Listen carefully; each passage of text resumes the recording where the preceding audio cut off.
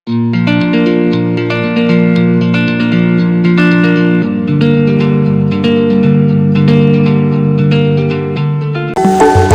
Bima Bungkus diwiwiti cerita sedihé Prabu Pandhu lan Dewi Kunti.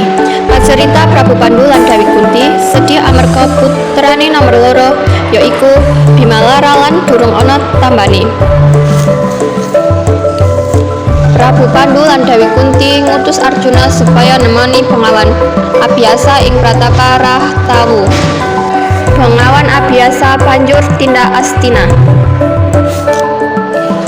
Dheweke ngutus Prabu Pandhu lan Dewi Kunti supaya mbuwang Bima Bungkus ing tengah alas Krendawahana. Anane Bima Bungkus ing tengah alas digawe kesempatan karo Kurawa. Pihak Kurawa etok-etok mecah si Bungkus. Padahal mau pingin nyilakani si Bungkus Bima. Kabeh senjata ajian saka Kurawa ora mempan nimbus utawa nglarani Bima. Kabar Bima Bungkus keprungu tekan kayangan Batara Guru banjur ngutus anake Gajasena lan Dewi Umayi mudhun ing bumi supaya bantu mecah bungkuse Bima.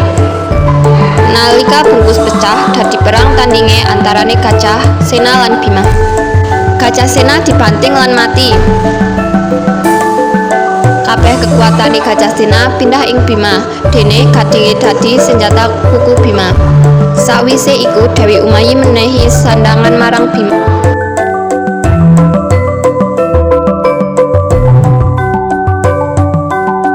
Banjur ketemu Semar sing jelasake yen Bima iku putrane Prabu Pandhu. Mula dina iku Bima duwé jeneng Bratasena.